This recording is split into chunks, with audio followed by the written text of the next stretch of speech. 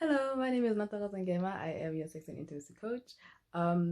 So today we are on day four, day four of the series. Um, uh, I'm also an intimacy coach, right? So today we're going to be talking about intimacy with yourself. I don't know how many people have watched Wakanda Forever. There and there is where that lady asks the other guy. I forgot the characters' names. He asks the other guy and he says Ungubani, you know, meaning that who are you? So this time around we shall ask Ngingubani, who am I? You know, we are going to be asking intimate questions about ourselves to ourselves and answering those questions because I feel that most people are on autopilot. They live, they go to school, they go to work, and some get married, kids, and retire and buy, you know, without really finding out what it is that they want to do, what's their passion, what it is that makes their sparkle. To sparkle. They don't. Yeah, no, I think you figured out that English and I just, whew, wow, yeah, sparkle. Okay, anyway, yeah, for sparks to sparkle inside of you.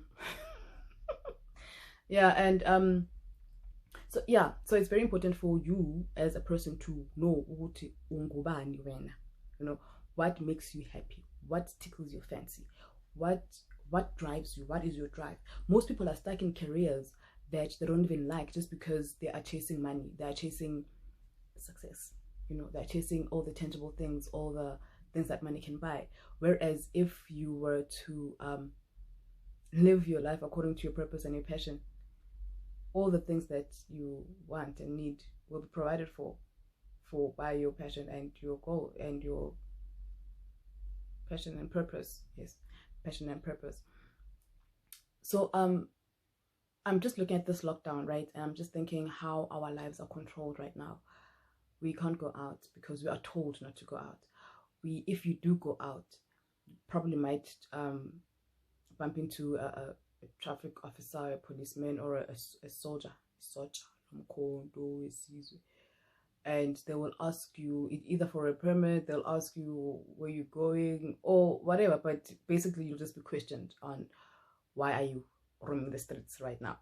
So basically our lives right now are controlled, right, by the coronavirus. And it dawned on me that some people's lives are also on lockdown. They're not free to express who they are. They're not free to be who they want to be. They're not free to do what they want to do. They're not free to say the things that they want to say and just live their lives the way that they want to live them, because they're either impressing a family member or a friend or society, but it's never really about them. And when you ask that what is it that they really want, it's totally different from what they are currently doing, or from how they are currently living their lives. And you're just thinking, then why aren't you doing what you want to do? No, then I can't, because then who's gonna pay the bills? Because then, you know, they always have reasons and excuses, which I think uh, which I think the excuses, they benefit the system, because the system forces you to be in a certain way, to do certain things, you know, and when you don't do them, then you don't get what the convenience and the luxuries that the system promises you when you live according to the system. But you get depressed, you get stressed, you become unhappy, because now you are stuck in this life that you don't like, this life that is really not you. But now you're just thinking, okay, fine, I don't like this. What do I like?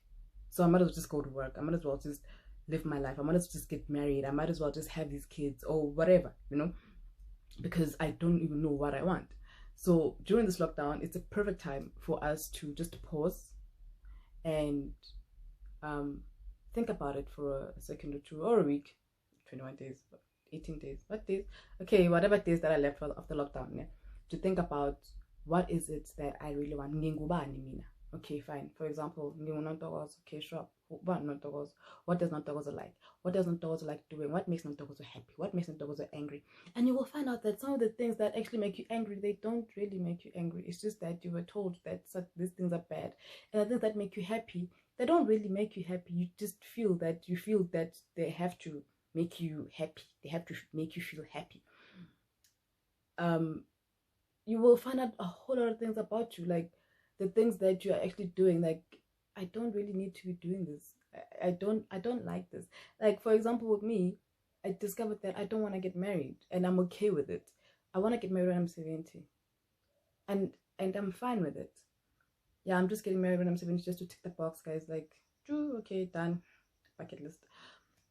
But it's okay. It's who I am. It's what I want for me, right? It makes me happy. It fits in with my life, right? And I know what I want. I know why I want it, and it makes me happy, right?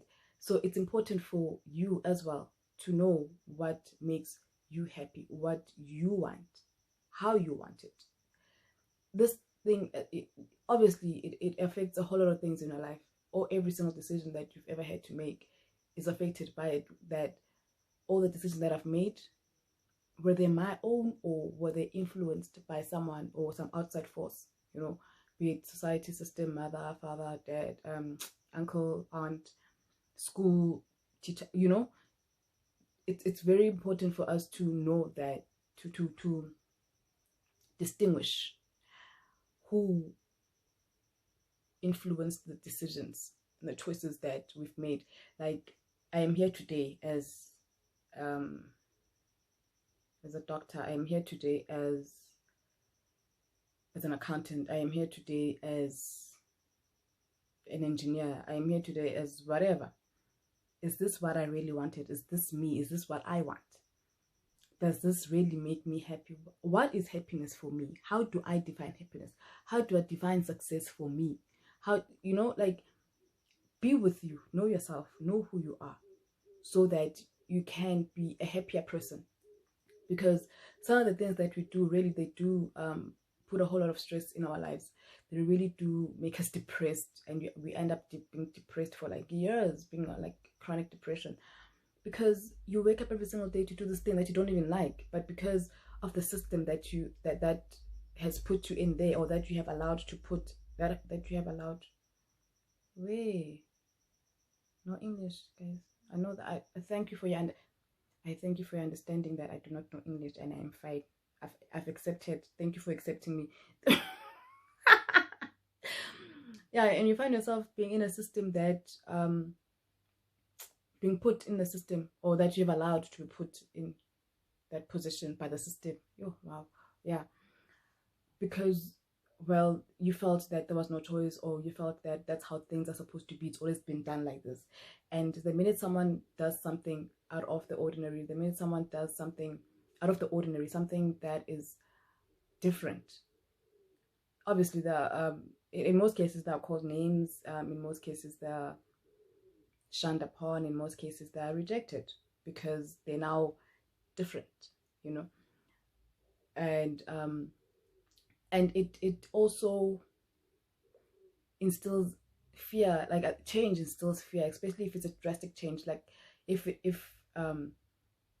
you have to, like, change careers totally, like leave your job so that you can do something that you like, or if you have to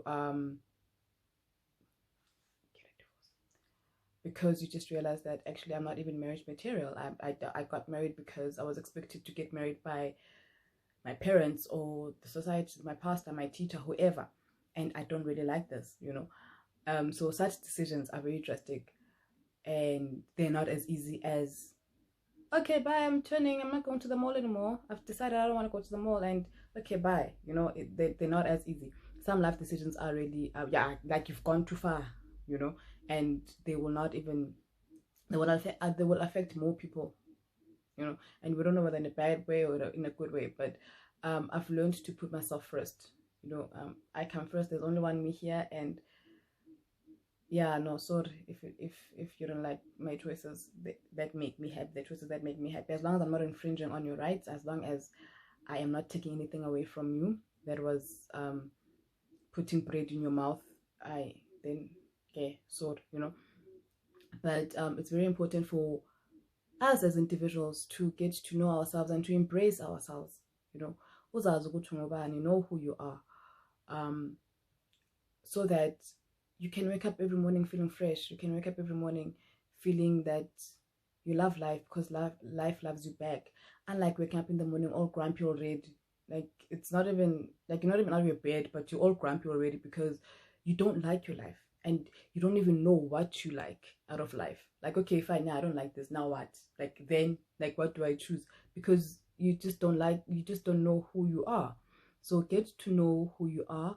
Ask yourself during this lockdown, who am I? What do I want? So that by the time the lockdown is over, guys, like, we should be renewed people. We should know who we are and we should know what we want, and we should go out there and get it, you know, and and know how to get it as well. This lockdown, guys, we are fixing ourselves. We are fixing the country, fixing our generation here, so that our kids as well can know.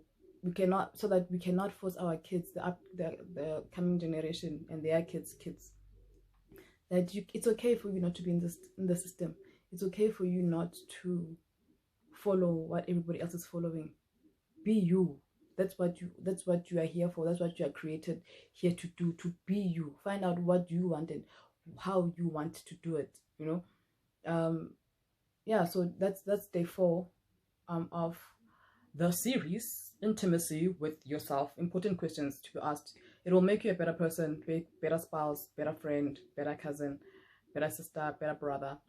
It will just make you a better person, and you will thrive in most areas, because now you know how to tackle things the way you want to tackle them. You know what to say, when to say, and how to say it, and you feel free.